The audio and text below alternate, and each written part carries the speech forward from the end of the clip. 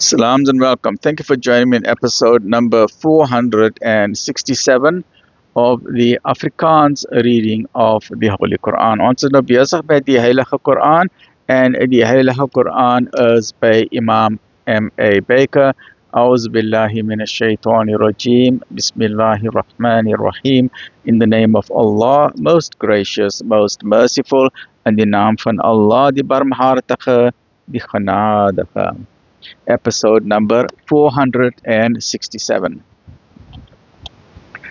Die neerknieling, hoofstuk 45, 45, Surah 45, Surah Al-Jathiyah. Kneeling down on the knees, right? Afdeling 3. Ontkenning van Gods oordeel. En Allah het die hemele en die aarde in waarheid geskape. En sodat elke siel beloon kan word vir wat hy verdien het. En niemand sal onreg aangedoen word nie.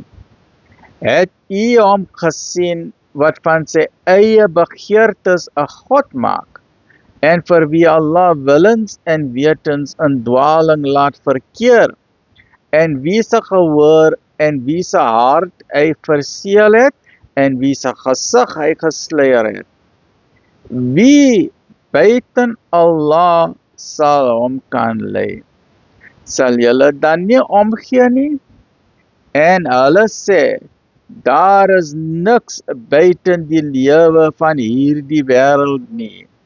Ons sterf en ons lewe. En niks vernietig ons nie, behalwe die tyd. Maar hulle het geen kennis daarvan nie. Hulle vermoed slegs. En wanneer ons duidelike tekens aan hulle voorgedra word, is hulle enigste argument dat hulle sê, bring ons vaders terug as julle opreg is.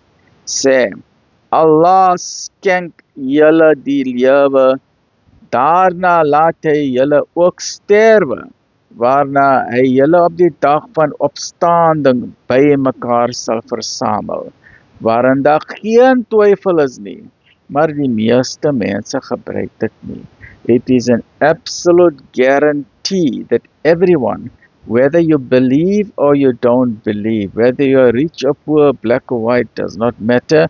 Everyone, Russian, American, German, South African, Australian, Canada, British, everybody is going to be raised back to life and stand in front of God. Stay well, look after yourself. Alhamdulillah.